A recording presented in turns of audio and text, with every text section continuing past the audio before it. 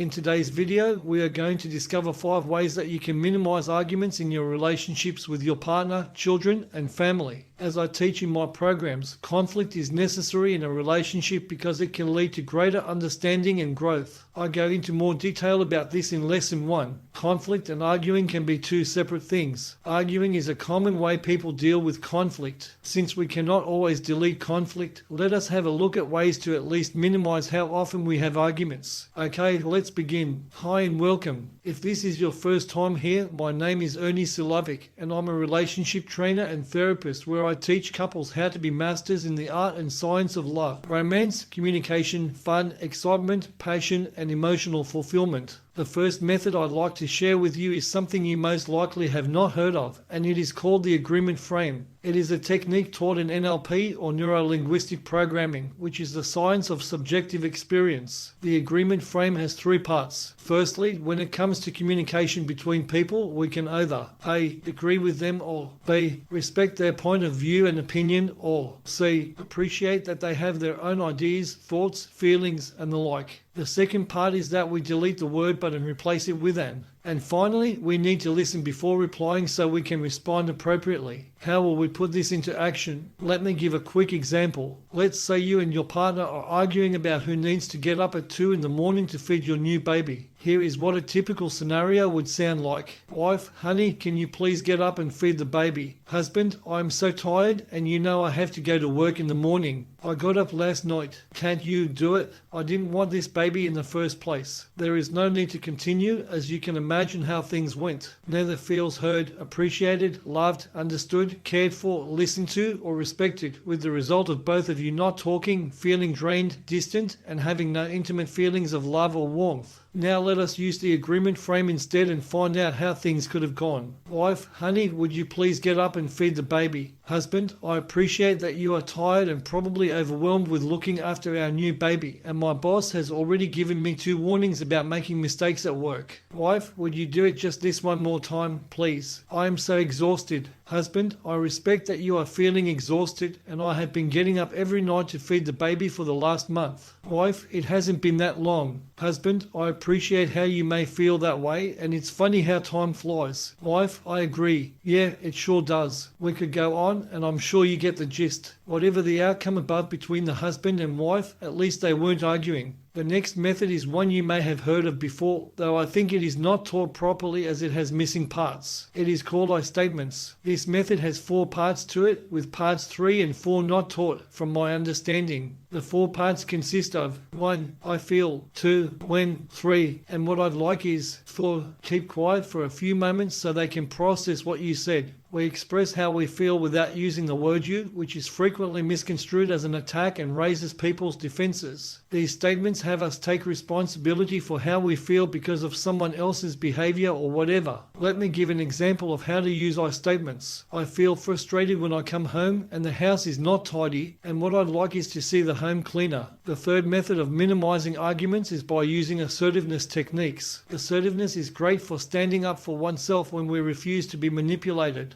These are verbal skills and most likely would not work if used on someone who is threatening your life. There are several methods here, so let's just get into them. Here are some of the techniques and skills taught in assertiveness training. Number 1 skill is called broken record. This is a skill that by calm repetition, saying what you want over and over again, teaches persistence without you having to rehearse arguments or angry feelings beforehand. The general effect is that it allows you to feel comfortable in ignoring verbal manipulation, argumentative baiting, irrelevant logic, while sticking to your desired point. An example is, salesman, you do want your children to learn faster, don't you? John, I understand and I'm not interested in buying. Salesman, your wife would want her children to have them. John, I understand and I am not interested. Salesman, it's awful hot out here. Do you mind if I come in for a drink of water? John, I understand and I'm not interested. Salesman, you mean you won't give me a drink? John, I understand how you feel and I'm not interested. Salesman, you don't understand or you would want to buy these for your children. John, I do understand and I'm not interested. The second skill is called fogging. This is a skill that teaches acceptance of manipulative criticism by calmly acknowledging to your critic the probability that there may be some truth in what they say, yet allows you to remain your own judge of what you do. The general effect is that it allows you to receive criticism comfortably without becoming anxious or defensive, while giving no reward to those using manipulative criticism. An example of this is, "Critic, I see you are dressed in your usual sloppy manner." "Mary, that's right. I am dressed in my usual way." "Critic, those pants, they look like you stole them off the Goodwill rack without pressing them." "Mary, they are a bit wrinkled, aren't they?" "Critic, wrinkled is the understatement of the week. They are positively dreadful." "Mary, you're probably right. They do look a bit worse for wear." "Critic, and that shirt. Your taste must be all in your mouth." "Mary, that's probably true. My taste in clothes isn't one of my strong points." "Critic, anyone who dresses like that obviously hasn't got much going for them." "Mary, you're right. I do have a lot of faults." Moving on, the third skill is called negative assertion. This is a skill that teaches acceptance of your errors and faults without having to apologize by strongly and sympathetically agreeing with hostile or constructive criticism of your negative qualities. The general effect is that it allows you to look more comfortably at negatives in your own behavior or personality without feeling defensive and anxious or resorting to denial of real error, while at the same time reducing your critic's anger or hostility. One example of this is, "Mother, Mary, you shouldn't have cut your hair. It just doesn't suit you." "Mary, that was a dumb thing for me to do, Mum. I don't like it this way myself." The next main skill is called negative inquiry. It is a skill that teaches the active prompting of criticism to use the information, if helpful, or exhaust it, if manipulative, while prompting your critic to be more assertive, less dependent in using manipulative ploys. General effect is that it allows you more comfortably to seek out criticism about yourself in close relationships while prompting the other person to express honest negative feelings and improve communication. One example of this can look like, "John, Mary, you don't look good today." "Mary, what do you mean?" "John, well, I noticed the way you appear today. It doesn't look too good." "Mary, is it the way I look or is it the way I'm dressed?" "John, well, that blouse doesn't look too good." "Mary, what is it about the blouse that makes me look bad?" "John, well, it just doesn't seem to fit." "Mary, do you think it's too loose?" "John, well, maybe that's it." "Mary, how about the colour of it? Does that make me look funny?" "John, the colour doesn't look too good." "Mary, anything else besides the colour that's bad?" "John, no, that's it." There are 3 more skills I will mention and let you research these on your own as they are also somewhat self-explanatory. The first extra skill I recommend you look up is called free information. It is a skill that teaches the recognition of simple cues given by a social partner in everyday conversation to indicate what is interesting or important to that person. The overall effect is that it allows you to feel less shy in entering conversation while at the same time prompting social partners to talk more easily about themselves. The next extra skill I recommend you gain is called self-disclosure. This is a skill that teaches the acceptance and initiation of discussion of both the positive and negative aspects of your personality, behavior, lifestyle, intelligence to enhance social communication and reduce manipulation. The overall effect is that it allows you comfortably to disclose aspects of yourself and your life that previously caused feelings of ignorance, anxiety, or guilt. And the last final bonus assertive skill I recommend you to research is called workable compromise. In using your verbal assertive skills, it is practical, whenever you feel that your self-respect is not in question, to offer a workable compromise to the other person.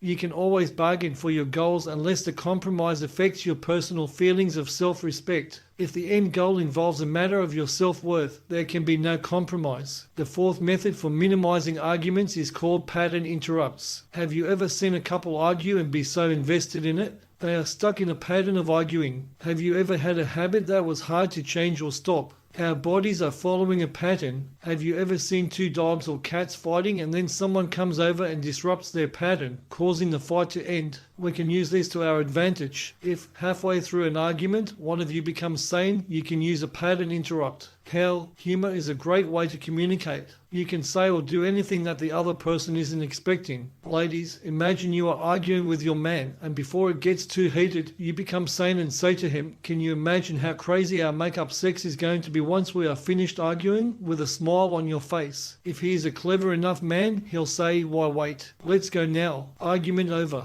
You can make funny faces to interrupt someone's pattern, make funny noises, ask questions, or make statements that make no sense, so they must stop and think about what you just said. In the early days of my wife and I getting to know each other, if she felt angry at me, I would simply say something, which I won't repeat here. So, while she was feeling angry, she had to picture what I said. because it totally changed her focus and was so different from anything anyone ever told her before. She had to start laughing and the anger was gone. You can come up with some specific pattern interrupts in advance. Have fun with them. Let your imagination run. The next method is one you probably won't expect to hear from a therapist, and that is, depending on whom you are having the argument with, there are times when it is simply best to walk away from them. I have that situation with my sister. In my more than 50 years on this planet, we were close for about 3 to 4 years only, and that was when I was in my mid-teens. Since then, she has joined a religion that I will not discuss, and she has become toxic in my opinion, to the point where we no longer speak. After 4 years of not talking, she texted me out of the blue on my birthday, only for me to have to stop communicating with her some 3 months later. If you find that someone is toxic, you are better off leaving the situation and closing that door. If children are involved, then minimize contact with the toxic partner. If it is one of your children that is toxic, seek help from a professional. Okay, so here we have it. 5 ways to minimize arguing in your relationships. I trust you have enjoyed this video, and to ensure you keep getting more great quality information, click on one of the other videos at the end here, or if you really want your relationship to move forwards in the most effective way, start going through your program, Awaken His Passion, a course for women, or Awaken Her Passion, a course for men. I go into more detail with this information in them. You receive a full 30-day money-back guarantee and get to listen to 2/3 of the course with online support in our undergraduate Facebook group to find out if it is a good fit for you, so click on the link in the description box. I trust to chat with you in our undergraduate Facebook group.